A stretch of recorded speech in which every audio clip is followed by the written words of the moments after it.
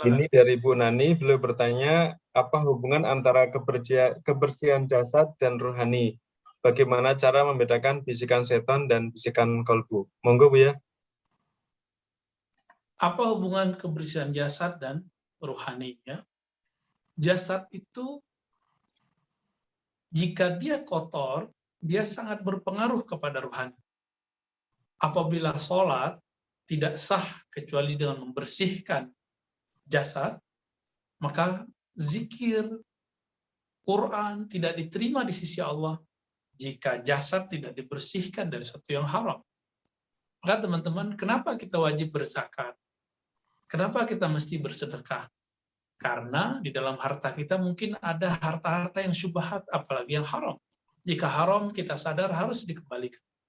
Jika syubhat, maka mesti dizakatkan, disedekahkan. Nah, kenapa? Karena berpengaruh kepada tubuh.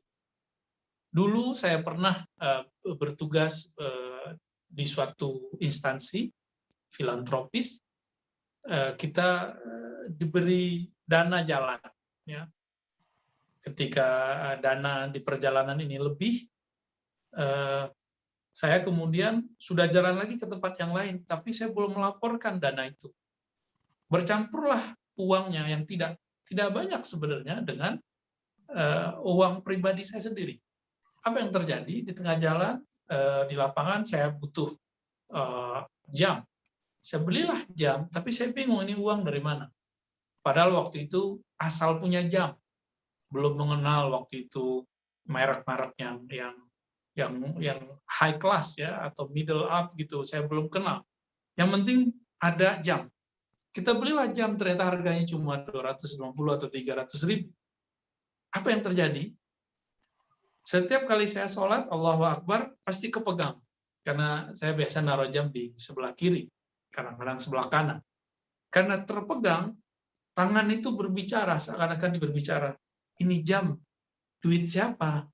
Duit kamu atau duit kantor?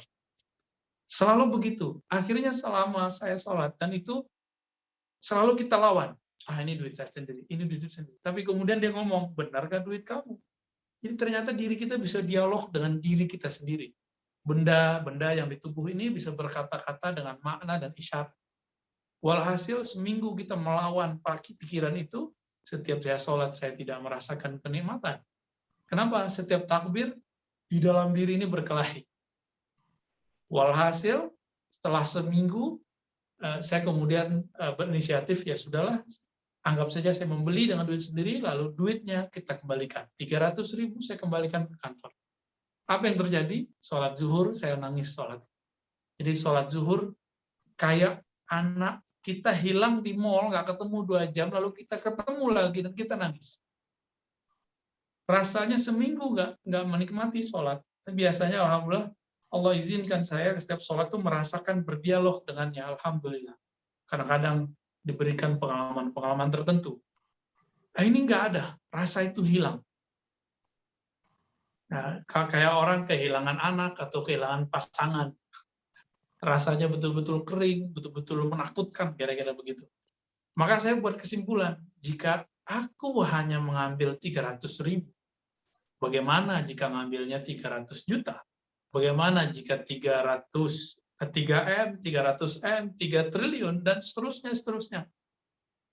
Saya nggak tahu apa yang dirasakan oleh orang-orang yang sudah memakan sesuatu yang tidak halal. Ya. Maka teman-teman, mumpung hayat masih ada di badan, jika pernah mengalami hal itu, segera kembalikan, segera tunaikan. Ya. Jika syubhat, berbagi. Ya. Wallahu a'lam bishawab. Lalu bagaimana cara mendengarkan suara hati ini dari Allah atau dari syaitan? Suara hati yang dari Allah akan yuntij al-yaqin, akan melahirkan keyakinan. Karena Allah itu, jika berkalam, zahaqal batil, maka yang kebatilan akan hilang. Nurnya Allah ala nur, semua nur kalah. Tapi jika bukan dari Allah, yang muncul adalah keraguan, lalu keraguan. Ini benar atau tidak, ini benar atau tidak, akan muncul. Dan yang kedua, jika bukan dari Allah, pasti muncul rasa ujub, rasa sombong, rasa takjub ke diri sendiri. Inilah yang terjadi pada iblis.